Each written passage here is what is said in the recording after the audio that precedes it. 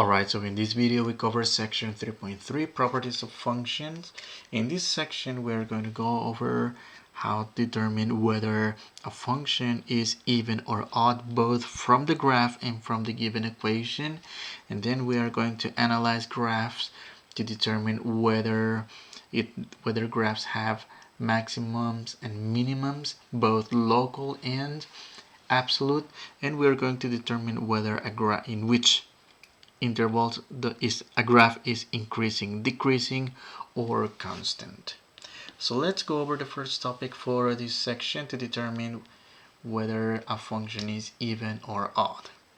Okay, so a function is even for every number x in its domain if the number negative x is also in the domain and this condition is met. Okay. And graphically, an even function is going to be a function that is symmetric about the y-axis. So maybe you see the connection from these two facts, about these two facts from the previous section, in which we determine symmetry of functions both by the graphs and by the given equation. The second fact we consider is that a function is odd if for every number x in its domain, then the number negative x is also in the domain. And we have this condition. And again, in this case, graphically, the graph of an odd function is going to be symmetric about the origin. Alright, so in summary, even function, symmetric about the y-axis.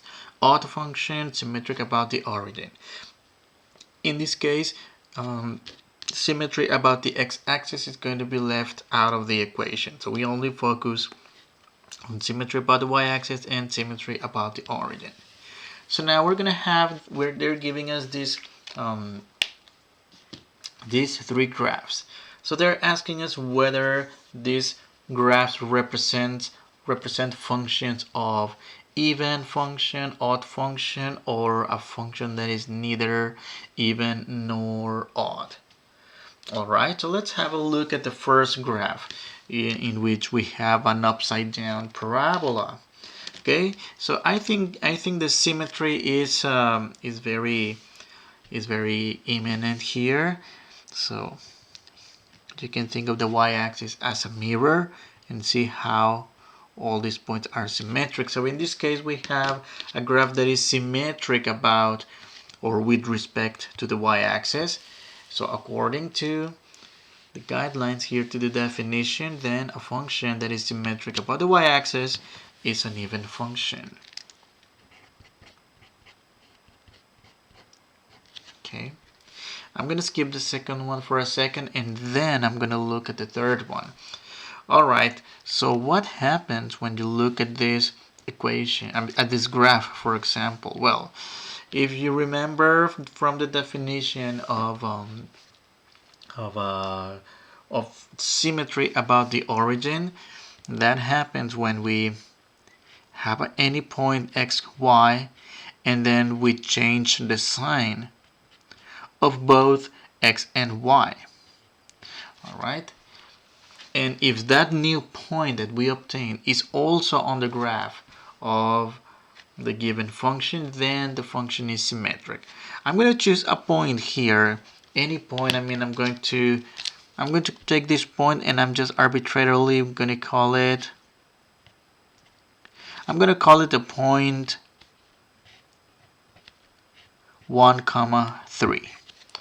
Okay, from there I'm going to change the sign of both values, and in this case, if I change the sign of both values, I'm going to get -1, -3, and in this case, notice how this point is also on the graph of this given function. So this function is symmetric about the origin. So by the definition above, the function is odd.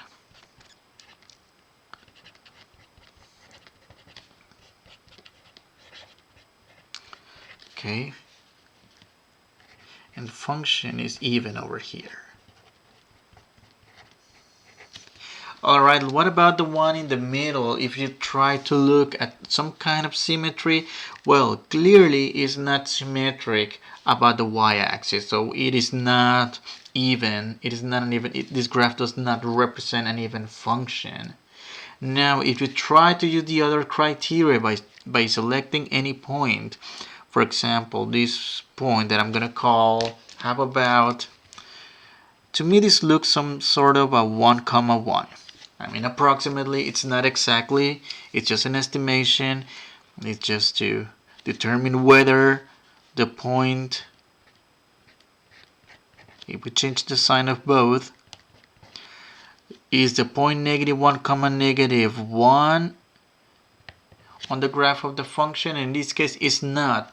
So there's no symmetry about the y-axis. That is, it's not an even function, and there's also no symmetry about the origin. So in this case, this function represented by the graph is neither even nor odd. Alright. Now let's have a look at this when we are given the equation, actually the function in terms of an equation. That is, we're going to determine whether a graph is odd or even by looking at its equation, at its algebraic expression rather. Alright, so let's see. So determine whether the following functions are even or odd or neither. Alright, so there are two things that we need to do. So number one, we need to test it for even. Test for the function being even. To determine whether a function is even, so we are going to change the sign of x. Okay, so we change the sign of x, and if we obtain the exactly given function, the original function, then the function is even. Okay, so let's go ahead and do that. So I'm going to use different colors to denote that. So h of negative x, I'm going to plug in negative x.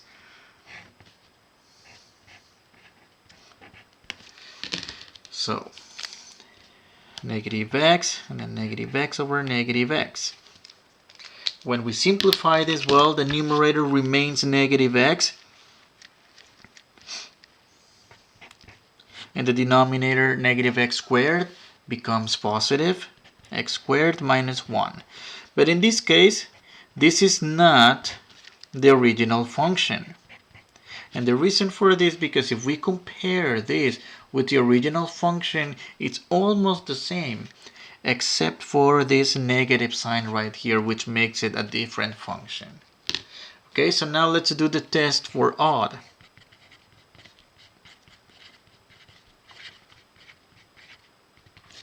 Okay, so for the test for odd, if we do the same, h of negative x equals negative h of x, well, then the function is going to be odd. Okay, so h of negative x,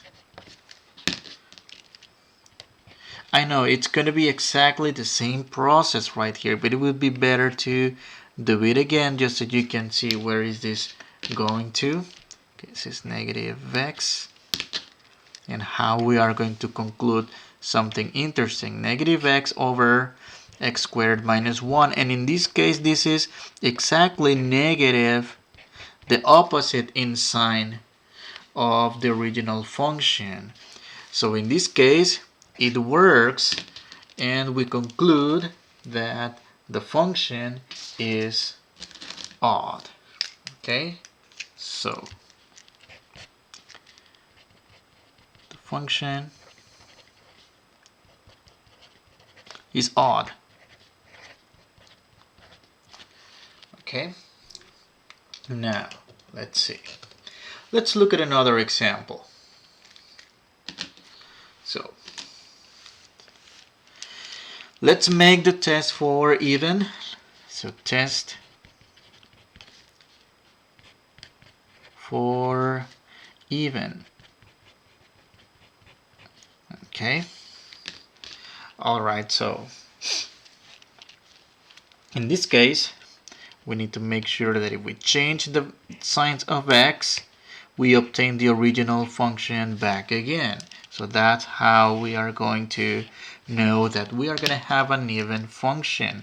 So f, well, in this case, this should have been f, not h. So f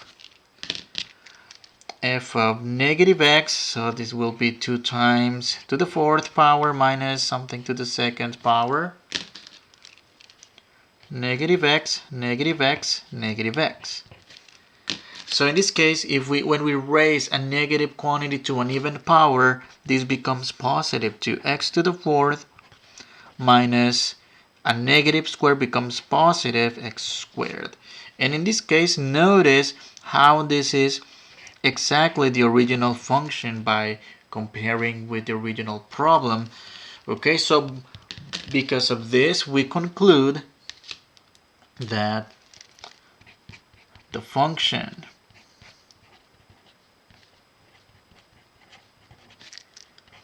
is even.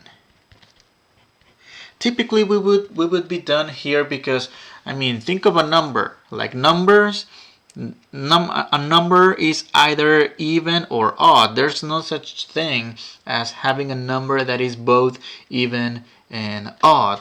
However, typically we are asked to do both tests just to show how this function fails to be odd. So test for odd. So the test for odd has to change the signs of the x's and obtain the opposite of the given function, the opposite in sign. That's how we will know that the function is odd.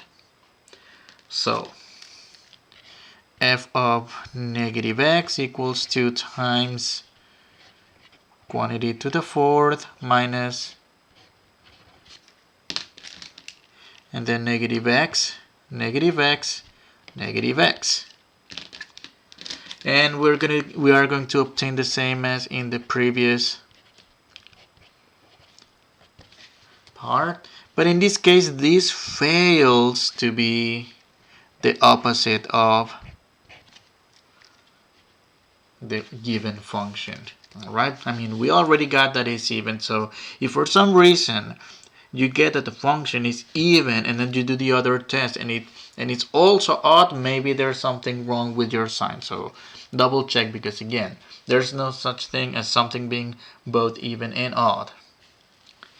Okay, let's look at letter C. So for letter C, we have this f of x equals x plus absolute value of x. Alright, so let's see. This time I'm going to do it only once, and I'm going to take a different approach. Because if you notice, for both tests, we are required to change the sign of x, and then for each test individually we are required to have different conclusions. So I'm going to do everything in one single process, and then get the two conclusions out of the same process. So f of negative x, which in this case is negative x, we're going to replace this x with negative x plus the absolute value of negative x. Alright, this will be negative x plus the absolute value of something negative. Well, so you might want to use properties of absolute values here. So in this case, this is the absolute value of negative 1 times x, if you would like to see this function like that. Which in this case, well, when we have the absolute value of a product, This is the same as the product of the absolute values. Now, evaluating or rather simplifying this, we get the absolute value of negative 1, which is positive 1, times the absolute value of x. But 1 times the absolute value of x, it's going to be simply absolute value of x. Now, the question is this equal to f of x? Alright, in other words, is this function an even function? Well, in this case, when we compare this expression that we obtained, and if we compare with the original, it's not the original one, so this fails to be, so it's not even.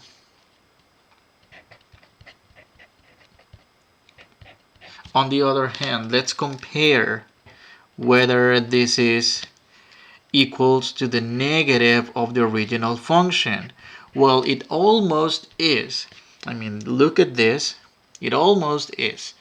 It changes the sign only here, but we need to have the negative sign in all terms, not just the first or just the second. In this case, we need both terms. So in this case, it also fails to be odd.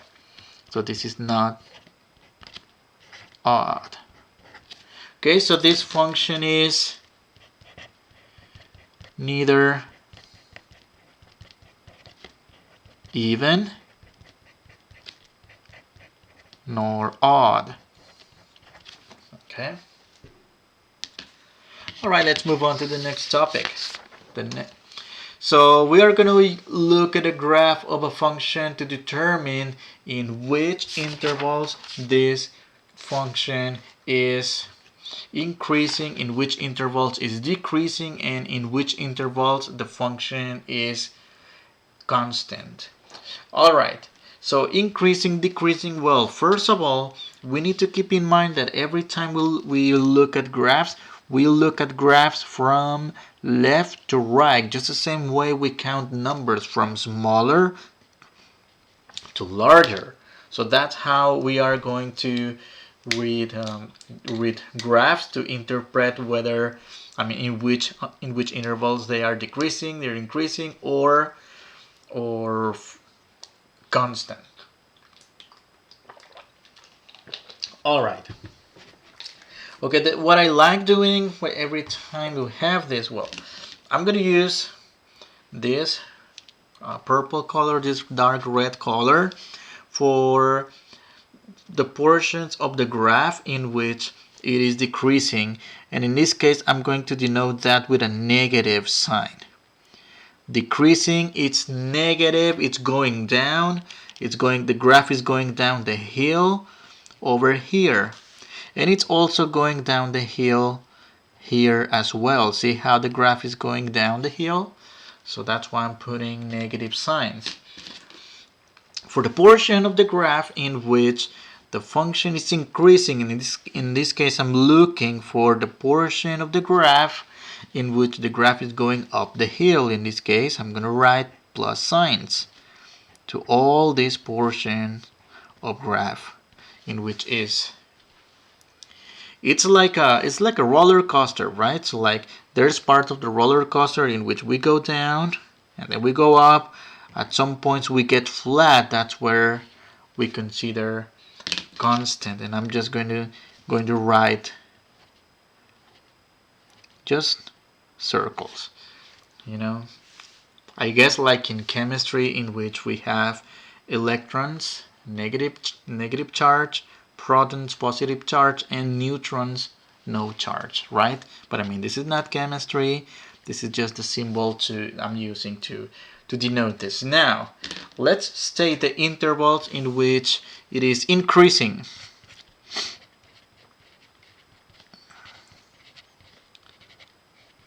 Which the graph is increasing. So the graph is increasing. Okay, let's interpret this interval right here. The interval going from that has the positive signs. It starts at -4 and stops at 0. Okay, so it goes from -4 to 0. Now you might ask yourself, why am I using parentheses and not brackets? Okay, that is a good question, because this point right here, exactly when x equals 4, we have this lowest point in which the graph is rather flat, so it's neither increasing nor decreasing at that point. It's basically constant. All right, so the graph is, so that's why we cannot take the -4 and we cannot take the 0. Then the graph is decreasing, and we are going to state these intervals right here in which the graph is decreasing, that is from -6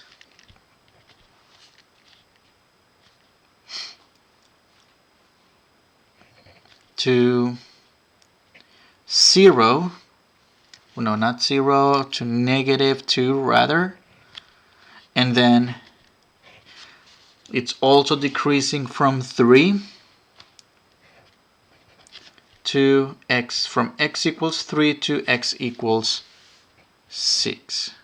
And don't forget the union sign. And then the function is flat, rather, well, I wouldn't say flat, it's constant in the interval from that goes from 0 to 3.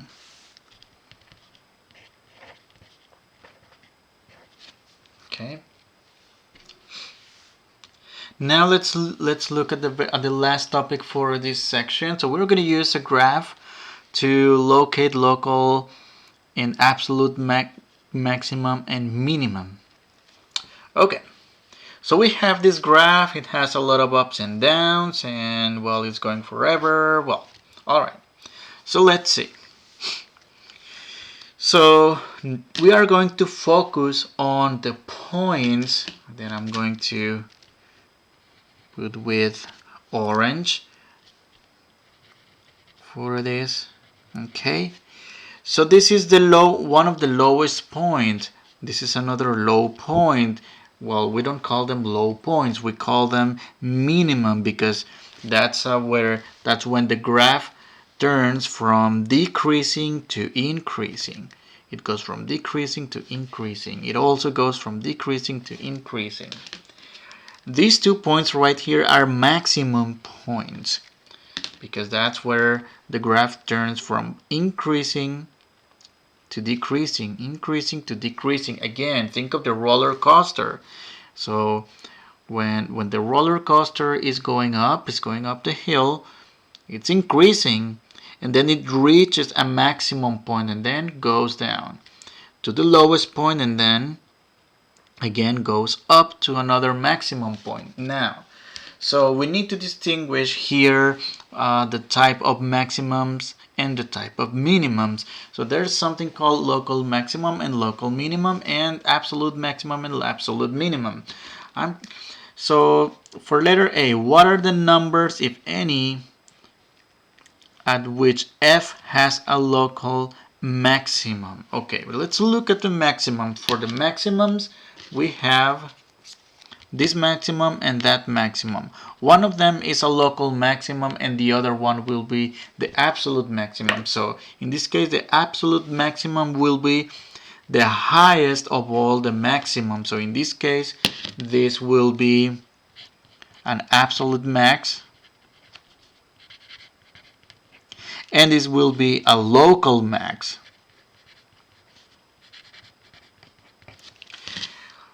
Doing the same analysis here for the minimums. Well, this is a minimum, but this is also a minimum.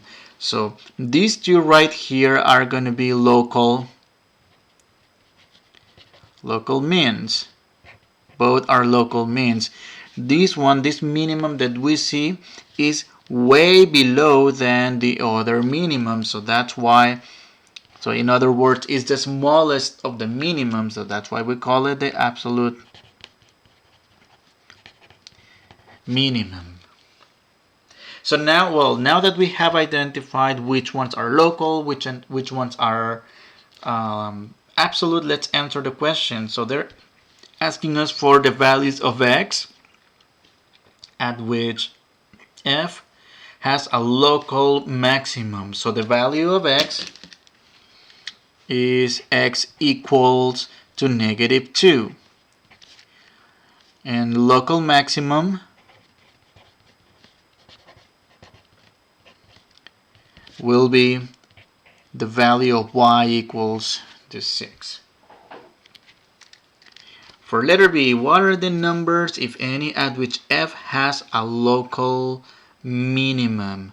Okay, local minimum, we already spotted those. So the values of x are x equals 0 and x equals 5.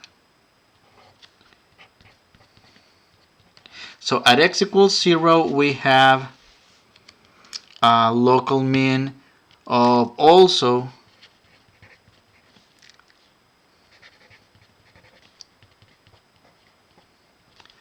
0, and at x equals 5 we have a local minimum of y also equals to 0. So we'll look for the y value. Now let's look at the absolute max and absolute min. Okay, so at what are the numbers, if any, at which f has an absolute maximum? Okay, so in this case, the absolute maximum occurs when x equals to 2.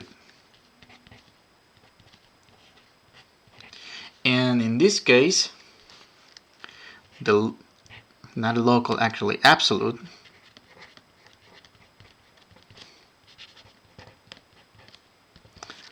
the maximum is 10, y equals 10. And naturally, the last question will be the leftover one, the one that we're missing rather, which is the absolute mean. So at which value of x do we have the absolute mean? At x equals -8.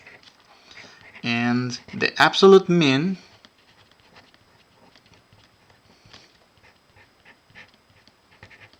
that will be y equals -4. Alright, so this is the end of this section. I will see you on the next video.